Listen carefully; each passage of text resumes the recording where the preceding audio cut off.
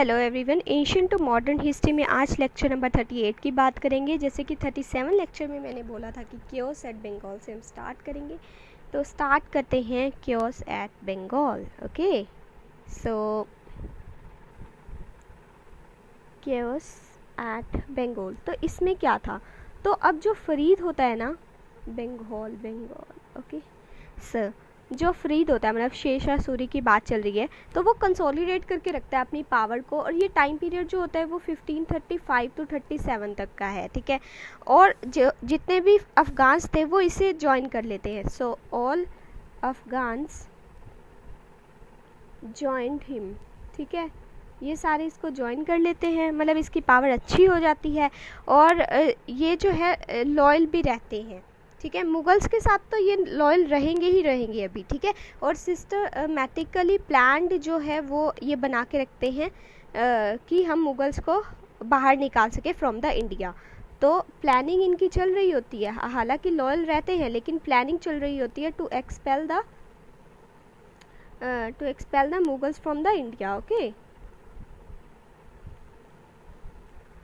उसके बाद ये जो है ये एलाई बन जाता है बहादुर शाह ऑफ गुजरात। मैंने बहादुर शाह ऑफ गुजरात की बात लास्ट लेक्चर में सिर्फ स्टार्टिंग की थी उसकी, है ना, तो हमने बात कर रखी है वैसे उसकी।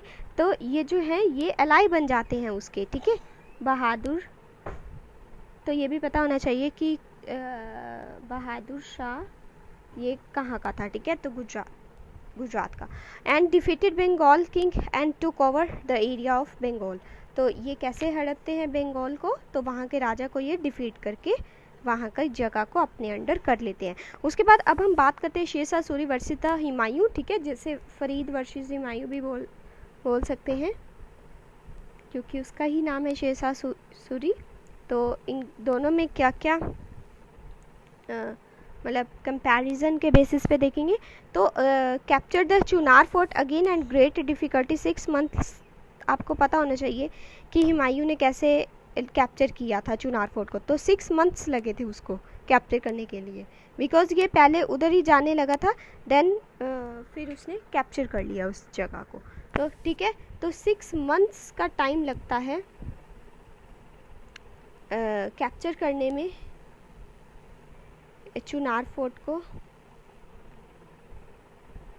और डिफ़िकल्टी बहुत आती है इसको इस चीज़ में। और हुमायूं जो आपको मैंने अभी बताया कि बंगाल वाली साइड में फरीद है, लेकिन अब हुमायूं जो है वो इस एरिया को इन्वेड करना चाहता है, तो इन्वेडेड बंगाल। तो कैसे वो अभी हम देखेंगे। तो उससे पहले ये क्या करता है, 1538 में जो है वो ग्वार कैपिटल एक होती है उसे कैप्चर कर लेता है, मतलब उसे वॉर्न कर लेता है। And offer from the Sher Shah, offer की जाती है पहले तो इसे हुमायूं को, लेकिन वो रिजेक्ट कर देता है। And bottled in the Bengal, और बंगाल की तरफ ही जाना चाहता है कौन, हुमायूं। और हिंदल जो है, देखो अब हुमायूं जो है वो बंगाल वाली साइड जाना चाहता है, लेकिन इसके भाई, मैंने आपको बताया ये 4 भाई थे, ठीक है, जिसमें हमने करमन और अस्कारी की बात कर ली है। मैंने आपको लास्ट लेक्चर में ही बताया था कि जो करमन होता है वो काबुल और अफ़गानिस्तान वाली साइड में था, ठीक है। अस्कारी जो था उसको उसने गुजरात वाले एरिया पे बिठा दिया था, ठीक है। अब जो इसका तीसरा भाई आता है हिंदल, ये जब ये बंगाल की तरफ जाता है ना उसको कैप्चर करने के लिए, तो हिंदल जो है पीछे से आगरा पे मतलब अपना रूल दिखाने लग जाता है। लेकिन करमन ऐसा नहीं चाहता कि हिंदल जो है वो हुमायूं का एरिया जो है वो ले। मीन्स अब हुमायूं को शेरशाह ने, यहाँ देखिए, हुमायूं को शेरशाह ने बोला था कि ट्रीटी कर लेते हैं, बट हुमायूं ने मना कर दिया। लेकिन हुमायूं बंगाल पहुंच जाता है अब कैप्चर करने के लिए बंगाल को, और शेरशाह ने कम्युनिकेशन जो था आगरा से वो स्टॉप कर दिया। मतलब देखो, जैसे मान लीजिए ये बिहार वाला रीजन है, ये वेस्ट बंगाल, मतलब वेस्ट बंगाल नहीं, बंगाल वाला रीजन है। तो अब किसी भी तरीके जो है वो दिल्ली से जो है हुमायूं आ गया बंगाल, लेकिन पहले तो अफ़गान ने इसने फरीद ने बोला था कि तू ये वाला एरिया ले ले, लेकिन इसने मना कर दिया। लेकिन बाद में जो हुमायूं है वो कैप्चर करने लगा बंगाल को। अब जब इसने खुद से बंगाल को कैप्चर करना शुरू कर दिया, तो फरीद ने क्या किया, कम्युनिकेशन जो था बिटवीन बंगाल एंड बिहार वाला ऊपर वाला नॉर्दर्न रीजन, उसमें जो कम्युनिकेशन था वो स्टॉप कर दिया। तो अब हुमायूं को काफ़ी दिक्कत आने लगी। मीनवाइल जैसे मैंने आपको बताया कि हिंदल जो है वो खुद को, जो इसका भाई था हिंदल, वो आगरा को अपना आगरा पर अपना राज दिखाना शुरू कर दिया उसने। बट करमन ने हुमायूं के लिए वह आगरा बचा के रखा हुआ था, ये भी याद रखना है। ऐसी बात नहीं है कि हिंदल ने कब्जा कर लिया। जो करमन था उसका भाई, उसने हेल्प की थी कि वो आगरा, उसका दूसरा भाई हिंदल जो है वो कैप्चर ना कर पाए। ठीक है, अब आगे जाके क्या होता है, बैटल ऑफ चौसा होती है जो 1539 में होती है। उससे पहले जो हुमायूं है वो बंगाल से वापस आना चाहता है। ठीक है, एक बारी कैप्चर कर लिया। अच्छा, ये भी आपको बताना चाहिए कि हुमायूं ने बंगाल को कैप्चर क्यों किया था, क्योंकि वो एक रिसोर्सफुल एरिया था। ठीक है, तो रिसोर्सेज के कारण जो है वो इसको हड़पना चाहता था। कौन? हुमायूं।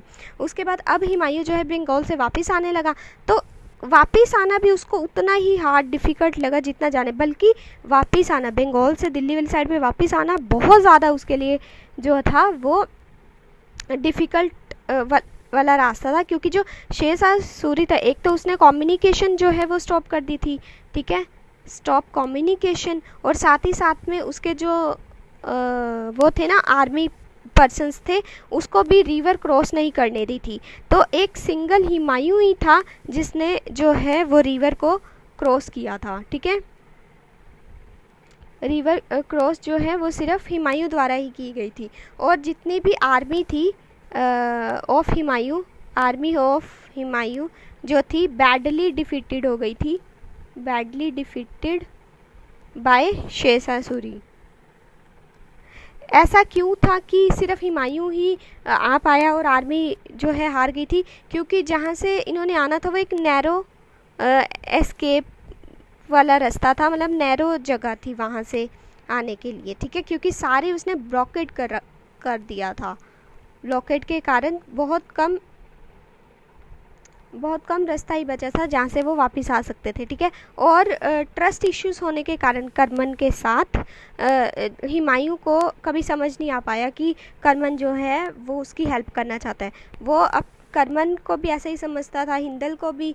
हिंदल तो था ही, वो तो उसका आगरा वाले जगह लेना ही चाहता था, लेकिन करमन उसकी हेल्प करना चाहता था। ये हमने जो है पहले बात की है।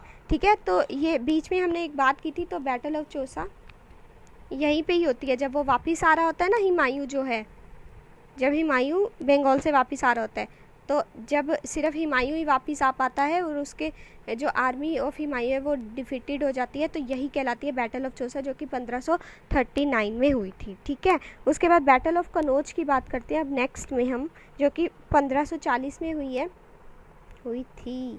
Okay, so battle of Kannauj, तो ये दोनों बैटल्स के टाइम पीरियड आपको याद रखने हैं। उसकी 1539 मतलब 1539 और इसकी 1540। ओके, सो ये जो है हेस अटैक था किसके द्वारा?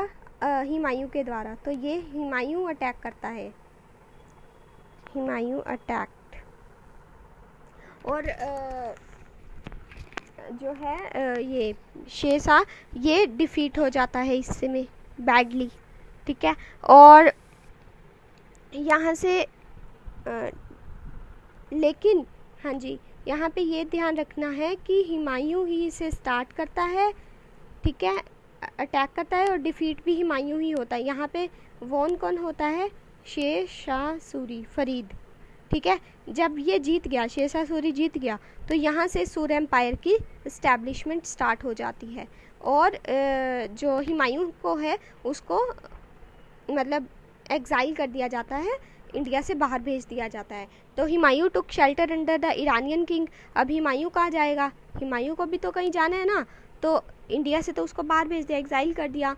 तो हुमायूं जो है वो ईरान का एक किंग होता है, उसके किंगशिप के अंडर जो है वो शेल्टर लेता है, and got Kandahar and Kabul with their help. ठीक है, और उस जगह को जो है काबुल और कंधार को ये उसकी मदद से कैप्चर कर लेता है। लेकिन अब बात हमने की थी 1540 की, जब बैटल ऑफ कनौज होती है और शेरशाह सूरी जो है जीत के आता है, तो जब इसको बाहर भेज दिया गया, तो क्या ये अब बाहर ही रहेगा, भारत वापस नहीं आएगा?